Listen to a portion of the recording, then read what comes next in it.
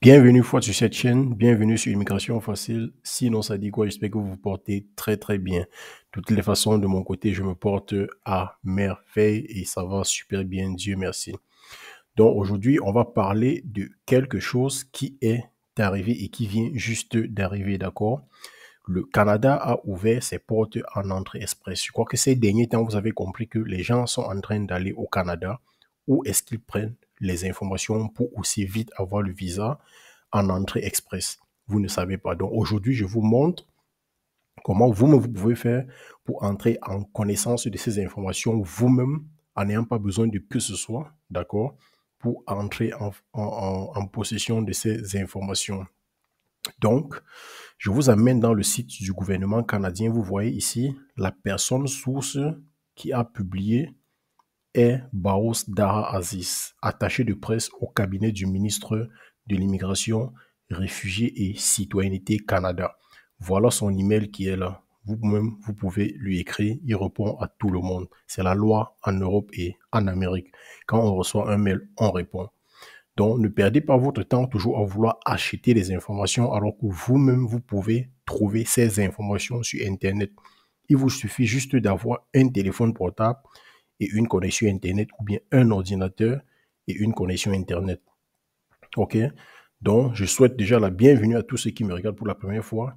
Moi, c'est Gires Vofo et je vous donne les astuces concernant l'immigration et concernant aussi comment faire sa propre procédure, d'accord, d'immigration jusqu'à arriver à l'obtention du visa parce que c'est le but de cette chaîne. Dans cette chaîne, on vous montre comment vous allez faire pour entrer en fonction des informations, comment faire pour suivre la procédure du visa jusqu'à terme, jusqu'à ce que vous ayez votre visa et que vous puissiez voyager vers le Canada. Donc, comme je vous le disais, l'information est tombée le 1er août 2023 qui est encore frais. Mais avant de commencer, je vais d'abord demander à tous ceux qui viennent d'arriver de liker la vidéo, de vous abonner à la chaîne parce que vous êtes merveilleux, vous êtes un merveilleux public. J'ai fait quelques jours sans publier, mais je vois que plusieurs personnes s'abonnent toujours à ma chaîne. Ça veut dire que ce n'est pas les histoires que je vous raconte aujourd'hui. Donc, abonne-toi à la chaîne, c'est la première fois, partage à plusieurs personnes et surtout, n'oublie pas de cliquer sur la cloche de notification pour recevoir les prochaines vidéos que je vais poster sur YouTube. OK? Donc, si tu l'as déjà fait, je te dis d'abord merci. N'oublie pas aussi le pouce bleu et puis c'est parti après le générique.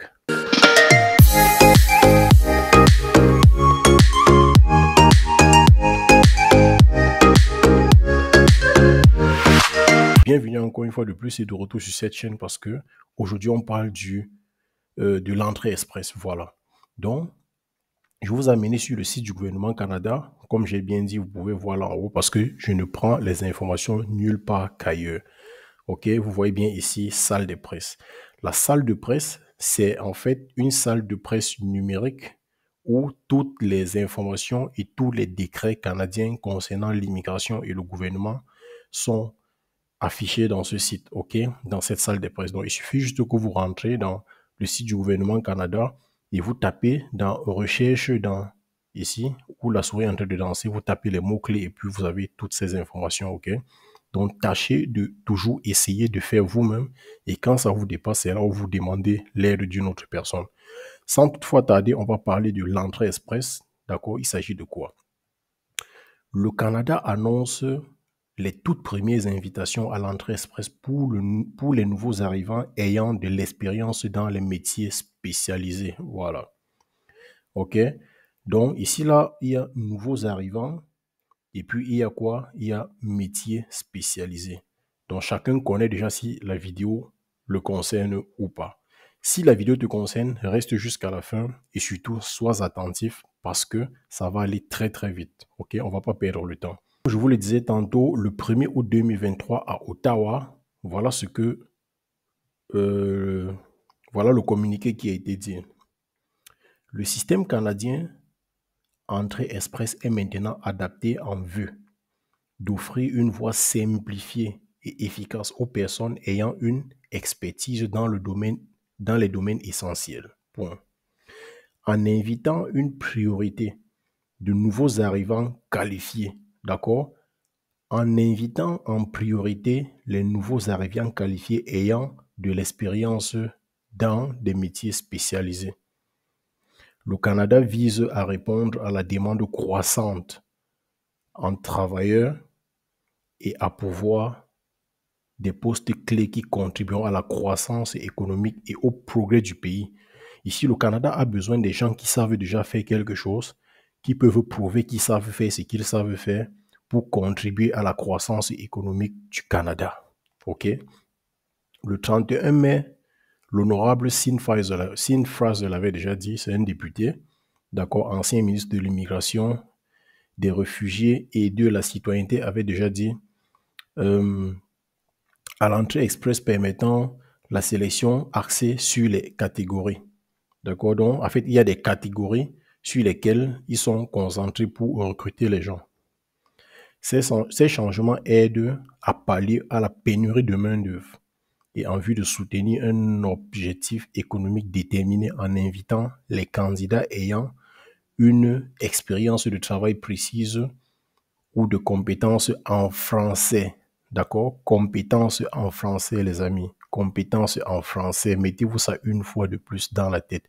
On n'immigre pas au Canada sans parler français ou bien sans prouver qu'on sait parler français. Et pour prouver qu'on sait parler français, il faut déposer carte blanche, c'est-à-dire un papier sur table où c'est écrit noir sur blanc qu'on sait parler français. Vous comprenez ce que je veux vous dire? Donc, je vous parle déjà des tests de français. J'ai déjà eu à faire une vidéo là-dessus. Je vous ai montré un site où vous pouvez faire votre test de français et qu'en 2 semaines, vous le recevez. Donc, aujourd'hui, il avait dit ça le 31 mai, d'accord? Et aujourd'hui, l'honorable Mark Miller revient et dit que la première ronde d'invitation dans la catégorie métiers spécialisés au titre de la sélection axée sur les catégories s'ouvrira cette semaine. Bon, ça a été ouvert depuis le 1er août, d'accord? Notamment dans la menuiserie. Donc, vous pouvez déjà comprendre que c'est les boulots les plus recherchés actuellement au Canada. Si tu es menuisier, si tu as déjà fait de la menuiserie, si tu as déjà fait, si tu as fait une formation en menuiserie et que tu as un diplôme ou une attestation qui prouve que tu l'as déjà fait, bienvenue dans cette vidéo. La plomberie aussi et la soudure aidera les secteurs canadiens dans la construction et attirer des travailleurs qualifiés dont il a besoin partout au pays. OK? Donc, voilà en fait ce qu'il faut, mais ce que vous devez savoir, c'est qu'il y a des conditions. Il y a des conditions pour entrer à l'intérieur dans ce nouveau programme qui est l'entrée express. Je ne vais pas perdre le temps pour tout vous lire ça. Je vais juste aller vous montrer quelles sont les conditions. Admissibilité à présenter une demande au titre du programme des travailleurs qualifiés, entre parenthèses fédéral, puisque le Canada, c'est un pays fédéral qui a un gouvernement fédéral, d'accord, en entrée express. On dit, ce programme s'adresse aux travailleurs qualifiés ayant acquis une expérience de travail à l'étranger qui veulent immigrer au Canada de façon permanente. Ça veut dire que, 1, tu immigres au Canada et de 2, tu as une résidence permanente au Canada. OK? Donc, sur cette page, on va parler de quoi? On va voir les exigences minimales. Qu'est-ce qu'eux, ils demandent? D'accord? Il y a expérience de travail, les compétences linguistiques, comme je vous le disais. Il faut toujours avoir son test de langue. C'est valable pour 2 ans, les amis. Faites ça, vous gardez sur vous et puis vous postulez avec tout le temps. Ne me dis pas que tu vas faire un test de langue et tu vas postuler avec pendant 2 ans, tu n'auras jamais une réponse positive. Ça, c'est pas vrai. Sauf si peut-être c'est au village que ça ne marche pas bien. D'accord, on se comprend parce que nous sommes tous les Bantous. En fait, du moins, la majorité qui me regarde dans cette chaîne. Et puis aussi les études qui viennent en dernière position. On va voir les critères de sélection, les preuves de fond, l'admissibilité, où vous pouvez habiter au Canada et la prochaine étape après avoir fait tout ceci. Bon, les exigences minimales, il y a quoi? L'expérience de travail qualifiée. On dit que vous devez répondre à toutes les exigences minimales pour être admissible. OK? Si vous répondez à toutes les exigences minimales, nous évaluerons votre demande en fonction d'autres critères de sélection. D'accord? Ça veut dire que si vous répondez à tous les critères, ça ne veut pas dire qu'automatiquement, ils vont vous sélectionner. Ils vont maintenant vous comparer par rapport aux autres qui ont postulé. OK? Donc, ça veut dire que je ne sais pas si en test linguistique, vous avez eu moyenne de 15 heures et que tous tes documents sont prêts. L'autre, lui aussi, tous ses documents sont prêts, mais lui, il a eu moyenne de 17. C'est d'abord la personne qu'on va choisir. Donc, ça veut dire que dans tous les documents que vous déposez, faites l'effort que ce document soit le meilleur document possible pour que vous soyez toujours en haut de la liste. OK, la famille? Donc, expérience de travail qualifiée. Une expérience de travail qualifiée signifie que vous avez occupé un emploi dans l'une des catégories suivantes. OK? On a le FEER 0, le 1, le 2 et le 3. Qu'est-ce que c'est? Vous pouvez cliquer ici dans Classification nationale des professions CNP pour voir ce que ça veut dire. Donc, on vous dit que catégorie FEER est exemple d'emploi. FEER 0 signifie quoi? Poste de gestion. Par exemple, responsable de publicité, du marketing et des relations publiques, directeur financier. Le FEER 1, profession nécessitant généralement un diplôme universitaire, c'est-à-dire, par exemple, conseiller financier ou ingénieur en logiciel, ok? Ça, c'est pour les gens qui ont été à l'université, ainsi de suite. Maintenant, vous avez le FEER 2, qui est une profession nécessitant généralement un diplôme d'études collégiales, un apprentissage de 2 ans ou plus, d'accord? Donc, ça veut dire que même ceux qui n'ont pas eu un diplôme universitaire, même ceux qui n'ont pas eu le baccalauréat en terminale, peuvent toujours postuler parce que ici, on dit un apprentissage de 2 ans ou plus ou des tâches de supervision. Ça veut dire que même si vous n'avez même pas eu une formation et que vous avez déjà eu à superviser des tâches, d'accord, vous êtes déjà aussi susceptible à postuler pour l'entrée express au Canada à partir de ce programme.